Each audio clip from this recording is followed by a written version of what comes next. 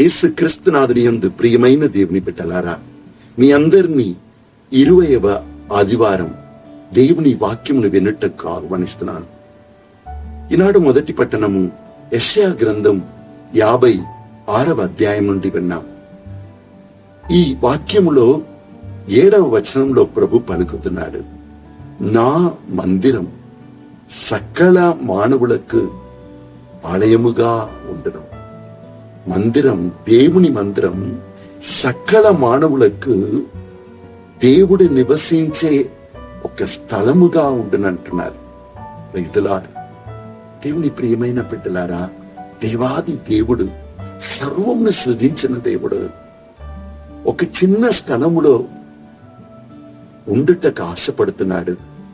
ఎక్కడ తన ప్రజలందరూ ఆయన కలుసుకోవచ్చు, ఆయనతో మాట్లాడుకోవచ్చు, ఆయన నుండి జ్ఞానము పొందుకోవచ్చు, ఆయన మార్గాన్ని తెలుసుకోవచ్చు, ఆయనతో జీవించవచ్చు. దేవుడు మట్టిన మానవునితో జీవింప ఆశపడుతున్నాడు. అందుకే చెప్తున్నాడు, నా ఆలయం సకల మానవులకు ప్రార్థించే స్థలం, సకల మానవుల్ని ఆకర్షించే స్థలంగా ఉండాలి.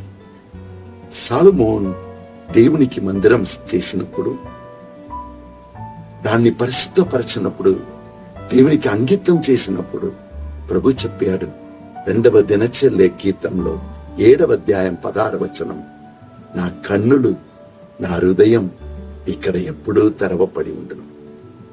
అవును, దేవుని మందిరం అనేది దేవుని బిడ్డలు ఆయన దగ్గరికి రావాలనియు, అక్కడ ఆయన వారిని కన్నీరును చూస్తాడనియు, వారి హృదయంలోని ప్రతి కోరికలను, వేదనను, బాధలను ఆయన అర్థం చేసుకొని నడిపిస్తాడని వాగ్దానం ఇస్తున్నాడు. దేవుని ప్రియమైన బిడ్డలారా, దేవుడు మనతో ఉండాలని ఆశపడుతున్నాడు. ఈ సత్యమును మనం తెలుసుకుంటాం. అందుకే 2వ దినచర్య కీర్తన 16వ అధ్యాయం 9వ వచనంలో, ఆకాశంలో తిరుగుతున్న పక్షి భూమిని వెదకినట్లు నా కన్నులు నా కోసం వెదక్కుతున్న బిడ్డలు ఉన్నారా అని దేవుడు మనల్ని వెదక్కినట్లు వాక్యం పలుకుతుంది. ఆకాశపు పక్షి భూమిని చూసినట్లు దేవుని నేత్రాలు ఆయన వెదక్కే బిడ్డల కోసం చూస్తూ ఉంది. కుమార్తె, దేవాది దేవుడు మనల్ని వెదక్కుతున్నాడు, మనతో ఉండుటకు ఆశపడుతున్నాడు, మనల్ని నడిపించుటకు ఆయన సిద్ధంగా ఉన్నాడు. ఒకరోజు నేను బీహార్లో ప్రయాణం చేసినప్పుడు సడన్ గా ఒక రకమైన భయం నాకు కలిగింది.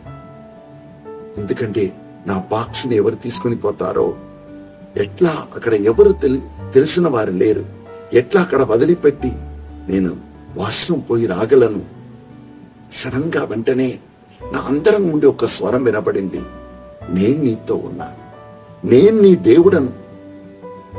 వెంటనే పరిశుద్ధాత్మదేవా, ఈ బాక్స్ నువ్వు చూసుకో నాయనా అని చెప్పేసి పక్కన ఉన్న వారితో, బాక్స్ చూసుకోండి, పక్కన ఉన్న వారిని పరిశుద్ధాత్మ నువ్వు చూసుకో అని చెప్పి పోయి వచ్చేశాను.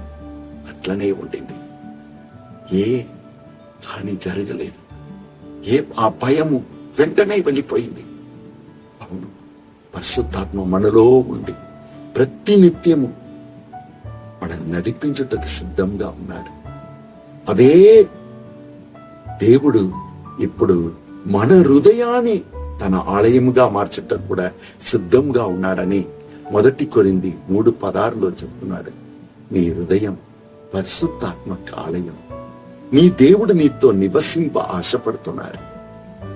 కుమార్తె, నీ హృదయం ఆయన ఆలయం, పరిశుద్ధంగా ఉంచుకో. మొదటిగా ఆయన నీలో ఉన్నారు, దాన్ని గుర్తించుకో.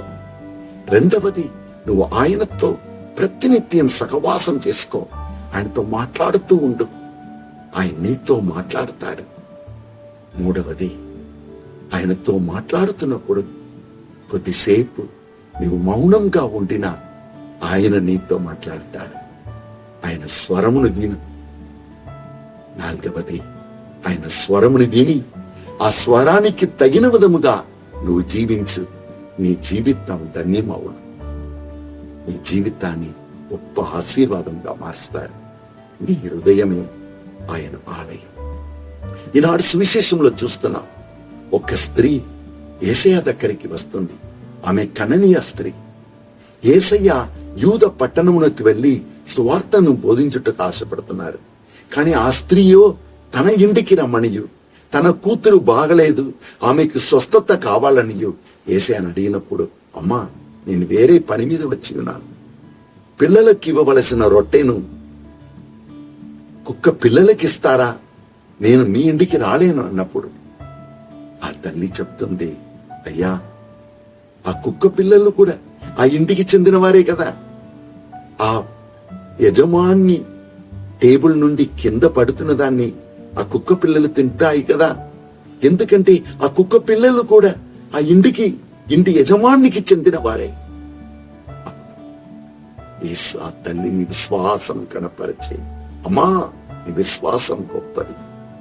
ఎవరెవరు తన్ను తాను దేవునికి చెందిన వారుగా గమనిస్తున్నారు, దేవుడు మనతో మన హృదయాన్ని ఆలయముగా మార్చుకొని జీవిస్తున్నారు, అది వేరు. కొందరు ఆ దేవాది దేవుని సొంతం చేసుకొని ఆ దేవుని సన్నిధిని తన జీవితం అంతా మోయటకు సిద్ధంగా ఉన్నారు. వారిని చూచి దేవుడు ఎంతగానో ఆనందిస్తాడు.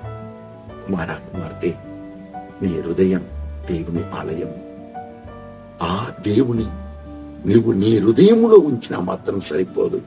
నీ జీవిత పయనంలో ప్రతి చోటకు, ప్రతి సమయమునకు, ప్రతి కార్యమునకు మోసుకొని వెళ్ళు. యేసా కనని స్త్రీతో చెప్పారు, నీ విశ్వాసం గొప్పదమ్మా, నీవు ప్రభుని సొంతం చేసుకున్నావు కనుక నీ విశ్వాసం నీ కూతుర్ని గుణపరిచింది.